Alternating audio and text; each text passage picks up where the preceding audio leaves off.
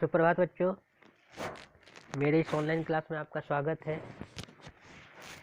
मैं दयाल सर आपके हिंदी साहित्य से एक नए अध्याय के साथ उपस्थित हुआ हूँ। अध्याय संख्या 14 चैप्टर नंबर 14 और इस चैप्टर का शीर्षक है अमन का शहर भ्रमण। यह क्या है? तो यह एक यात्रा है जो अमन के द्वारा किया गया।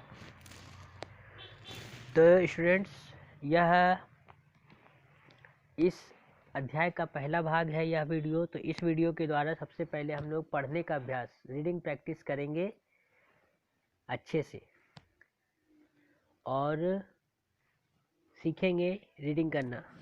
तो चलिए इस क्लास को स्टार्ट करते हैं। लेकिन स्टार्ट करने से पहले आप लोग जैसा कि देख सकते हैं, आपके बुक में दिया गया प्रतिध्वनि, और यह प्रतिध्वनि जो है, प्रतिध्वनि का मतलब किसी के द्वारा कहा गया कथन।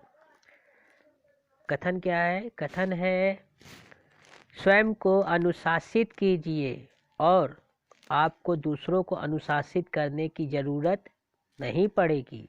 किसने कहा है?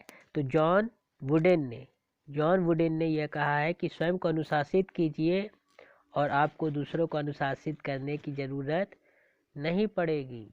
मतलब क्या कि अगर हर इंसान अपने आप को अनुशासित कर ले तो हर कोई जो है अनुशासित ढंग से मिल जाएगा। मतलब अगर सभी कोई अनुशासित रहेंगे तो एक दूसरे को अनुशासित करने की ज़रूरत क्यों, कि फिर तो सारे लोग अनुशासित ही हो जाएंगे। इसलिए खुद को अनुशासित कीजिए।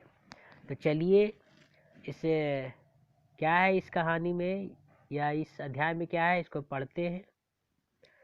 अमन, कैरेक्टर कौन कौन है? अमन है और उसके मामा जी, दो कैरेक्टर इसमें। अमन एक छोटे से गांव में रहता है। अमन एक छोटे से गांव में रहता है। उसके पिताजी एक किसान है। अमन है और अमन के पिताजी भी है। तो अमन के पिताजी क्या है? एक किसान है, फार्मर। उसके मामा जी दिल्ली शहर में रहते हैं। उनके मामा जी भी है और वो कहाँ रहते हैं? तो दिल्ली शहर में रहते हैं।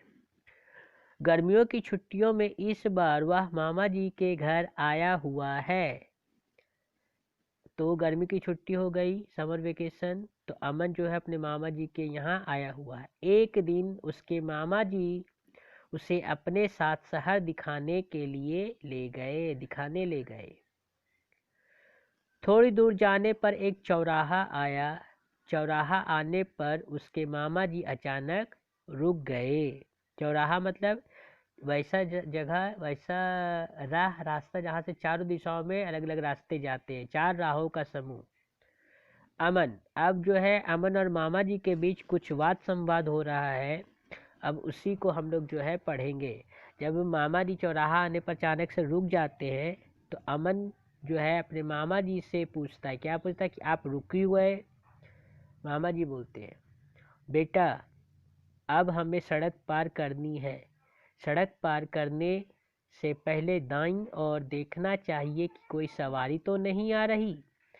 फिर आधी सड़क पार करने के बाद बाईं ओर देखना चाहिए, कोई सवारी ना आ रही हो, तभी सड़क पार करनी चाहिए। अमन, मामा जी सड़क पर ये काली सफ़ेद धारियाँ क्यों बनी है?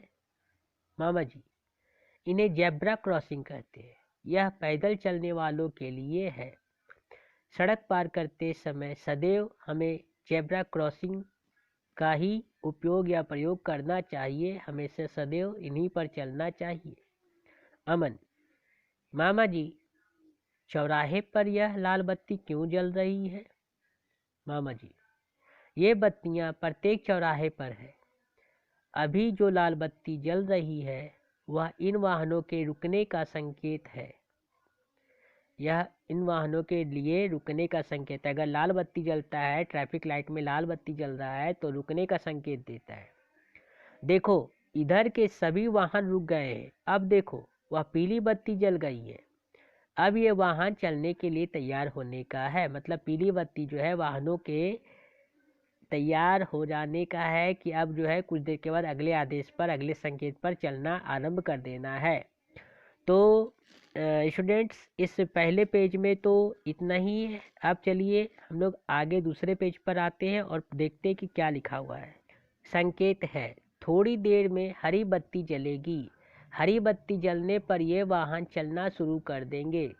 तो स्टूडेंट हम लोगों ने 3 अलग अलग प्रकार रंग की बत्तियों के बारे में जाना। लाल रंग रुकने का संकेत देती है, पीले रंग चलने के लिए तैयार होने का संकेत देती है और हरे रंग की बत्ती जो है चलने का आदेश देती थी है कि चलिए अब हमें चलना शुरू कर देना चाहिए, जाना चाहिए। अमन, मामा जी वह देखिए हरी बत्ती जल गई। मामा जी, हाँ देखो अब ये सारे वाहन जा रहे हैं। अमन, चलिए मामा जी अब हम भी सड़क पार करते हैं। मामा जी, अभी नहीं बेटा। अमन, पर क्यों मामा जी?